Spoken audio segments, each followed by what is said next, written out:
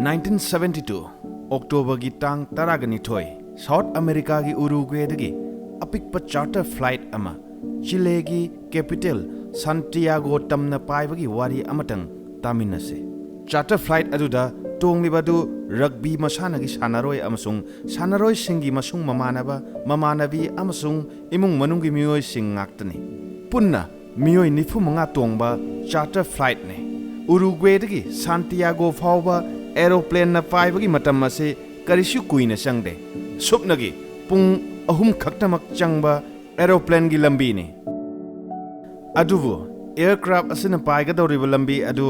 Andes singsang pareng lalaga paigadaba lambi ni South America gi samudra mapanda leiriba Andes singsang ase chaurakna kilometer 19,900 lom sangbaga loinana Prithvi gi manungda khwaidagi sangba singsang pareng ni Himalaya chingjauna Prithvi gi khwaidagi wangba ching oirabasu Andes singsang pareng asida leiriba ching singshu Himalaya chingjau gi hek ngamthangda leiriba awangmu ching singni asigumba phajarba singsang asida thokkiba thodok amagi wari adu video asida exploring Manipur na miyamda hana khangbiba amasung khangdriba ichil inaw iche ichal ahalaman miyam punamakta amukka hanna tamjage taminase 1972 gi October 12 gi numit tumaktada chingsang pareng aduda akanba nonglai nungsit tawki adumakna pirate liba plane adu khumang yangchinna changsinba paisinbada khudong chadaba mayok nakhi pilot na aircraft adu gi panthung pham yodringaida airport ama yenglaga aeroplane adu tanaba amasung mathangi numitta Santiago tamna painaba pilot anina warep lokhi adumakna Argentina ge Mendoza da plane adu numit adu gi numidang adu taraduna ahing ama lenkhi mathangi numit October 13 1972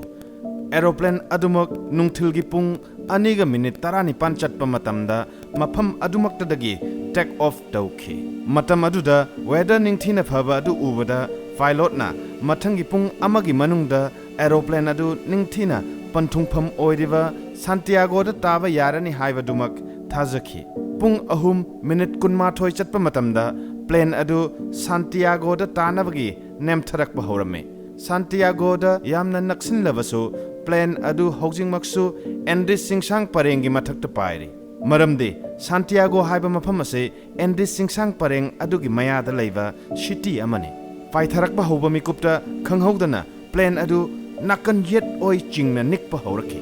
matam asimaktada laichil marakta plane adu pairi nakan yet oi mamang maning laichil na pumamamba oikhi khudak aduda plane gi alarm bell amasung warning light nganba horakhi plane aduda tongliba kanagumba amatana kari tawrabano haibadu matam aduda khangkhide passenger seat ta phamliba rugby sanaroi sing adu plane adu nikliba amasung laichil marakta pairiba adu karisu nasung lude chumna aeroplane laichil marakta paibada nikpa adu oiraboi khankhe phagi dum tawnaduna nokhi adubu phagi marak aduda passenger amana thongnaw romda yenglubada laichil mamsil lamba adu tapna pharakpa adu ukhi adubu lairiba chingsang pareng adugade makoina tongliba aeroplane adu yamna naksinna paire haibadu ukhi aircraft aduna laichil maraktagi hek thorakpadade pilot ani aduna ahanbada uwa ase aircraft aduna paisinliba adugi mamangda yamna chawba nungjau gi ching ama uwa phangki pakhatpaga loinana pilot animakna khudakta plane adu mathakta paikhatnaba honakhe aircraft ki ground collision alarm makhol hauna khongba haurakhe pilot na aircraft adu ki maximum power season aduna wangkhatnaba honakhe amasung singjau adu lanthokpa ngamnaba honakhe adubu laibak thibade matamadu yamna thangman khibana singjau adu lanthokpa ngamlamde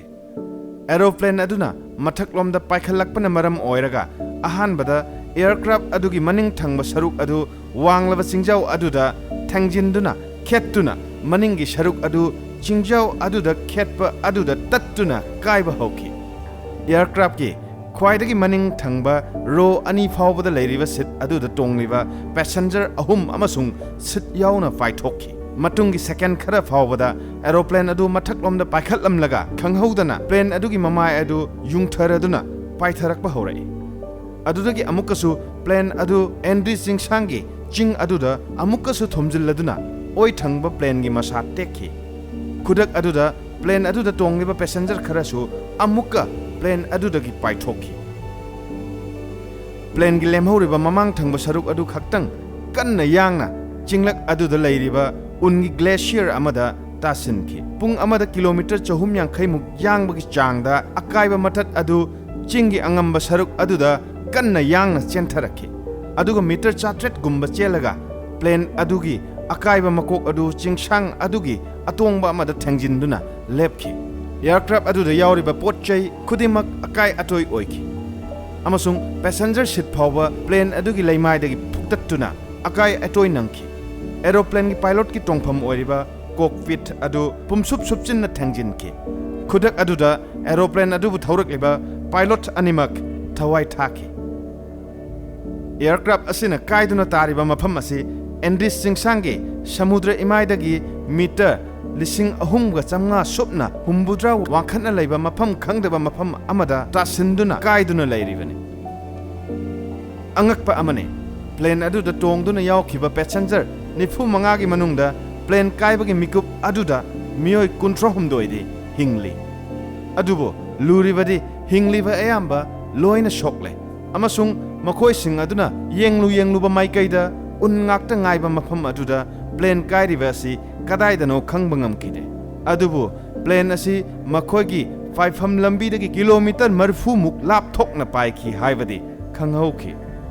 matang asidagi aingba ungi singjau asida plane kaiduna hingahuriba passenger singi hinglakpagi wari amasung hingnabagi lanthengnabagi wari adu hauzage matang asida passenger oina plane kaiba asida yauduna hinghauriba sing natragana wari asibu tabiriba yengbiriba miyamsu makhoigi awaba du kari oigani haiba si tanja asimaktada khanjinlubada awaba amagi masak nattabara masini yamna thamoida tanik pafawba Uruguayan Air Force Flight 571 gi wari adu aircraft kaiba asida yauriba passenger Roberto Canessa chahi 18 amasung Gustavo Zarbino chahi 10 laibak phabadagi makhoi anidi ashok apan amata nangkhide makhoi ani medical tamliba satrani maramaduna khudak aduda sok liba singadu makhoina yengsinbikhi adubu ayambana sok liba singadu yamna thina sokpo oina thengnakhi soklaba passenger sing adugi marakta chahi kulhumdoi suraba Fernando Paradodi makok kaibana maram oiraga wa hangba ngangba khumdaduna taaduna leiri medical chatra ani aduna makhoigi angamba thakta sokliba sing adugi first aid na chingba pinaba hotnari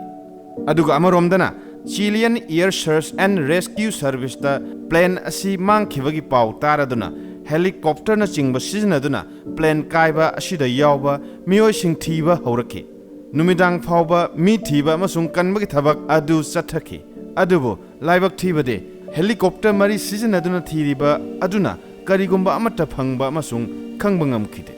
yamna manung hanjinba mafam amada kaikhibu oigani haiduna thajabaga loinana aircraft adu angauba machu oibanasu unmarak aduda uba ngamdabani haiduna thajanaki numit adumaki numidang du hinghoriba passenger sing adu ngasi nongma khakti aingba adu kari no tawraduna khanglaga nong hek nganbagadi makhoibu kanbinaba karigumba kharadi soidana lakani haibase thajaba thamki adubo ahing adumaktada shoklaba passenger sing adugi manungda mangadi aingba ahing adu lenba ngamdaduna taibangpal thadokki aduna laihoriba hinghoriba mioi singi masing 130 dagi kunga nipan khaktamak ngai hoki plane adugi akai atoi sing adu hinghoriba passenger sing aduna lainanaba amasung aingba adudagi kharatta oirabasu ngakthoknaba haiduna luggage seat amasung un mapak faktuna akaiba aeroplane adugi ahoba maning thangba saruk adu phunjinnaba honari mathangi numit October 13 1972 da Argentina, Chile amasung Uruguay dagi aircraft 18 na punna mi thiba amasung kanbagi thabak asida punna hotnaduna khumang yangsinki makoina mi thibagi thabak chathariba mafam adu sumki adubu karigumba akai atogi mami amatta uba phangkhide Hinghoriba passenger sing aduna luggage da yauriba lipstick na save our soul SOS haiduna aircraft adugi mathakta chauna thana hotnaki adubu S iba horaklaba matungda lipstick aduna apunba mayak adu iba konararoi haibadu khangladuna plan adu aremba taki aduga amukasu luggage sing aduna unmarak aduda achauba cross amagumna thamduna search operation lakleba sing aduda unanaba sinki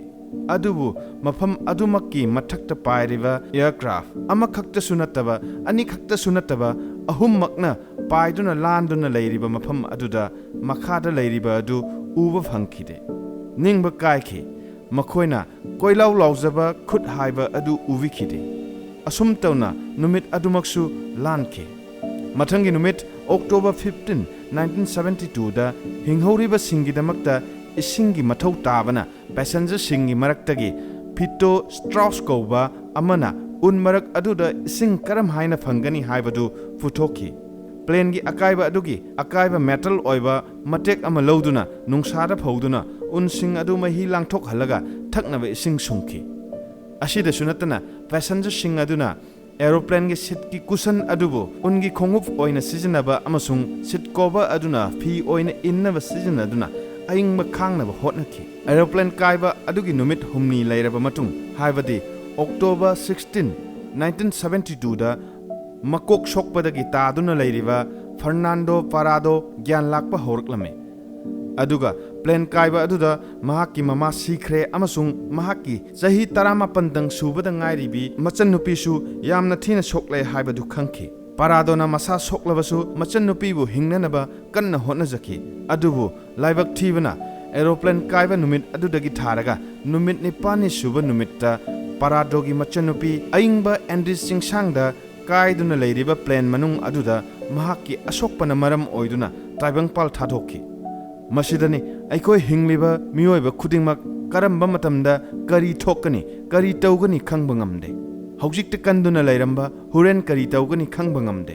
aduna punsigi mamal yamlaba mikup khudimak asauba amana mahut sinkiba asoiba amana mahut sinkiba aduki matik pamujana laifam thokli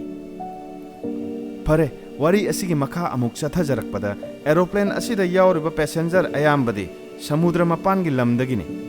thaudo asigi mamangda chingi undi makoina amuk phawba ukhidri haiba yai aduga khanghaudana Andis singsangi awang machingdol amada chana thaknaba potlam chairam amatta yaudana -30 degree Celsius ki aingba khangduna kanbinaba lakpa ngaiba oina ayuk nungthil amasung ahing leli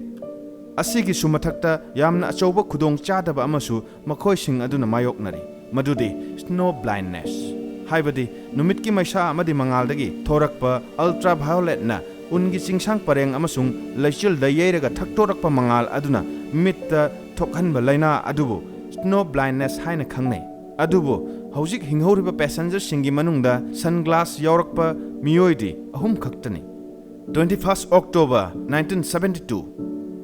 aeroplane kairaba matung nipanni suraba numit aduda mi thiba amasung kanbagi satharamba thabak adu makhoina ahingba mi leibagi khudam karisu phangba amasung uba ngamdrabadagi lepnaba lauthokre ayingba mafam asida asuk kuiba matam asi hinglamba yaurabasu hingba ngamlamlaroi loinamak siramlani haina khanki mi thibagi thabak adu official oina pung chamaga nifuni thoi amasung minute kuntra thirabada hinglamba yabagi khudam amata phangdrabana operation lep le haiduna lauthokki adubu plane kaifamdadi warabasu wana kanbinaba ngaiduna hinghoriba khara aduna ngaiduna leiri makoina kari pambai sizinaduna hinglakhibagi natragana loinamak ayingba ungi singsang marak aduda punsi loikhibara haibadu mathangi video da puduna laksage mathangi exploring Manipur gi video ngaibiramo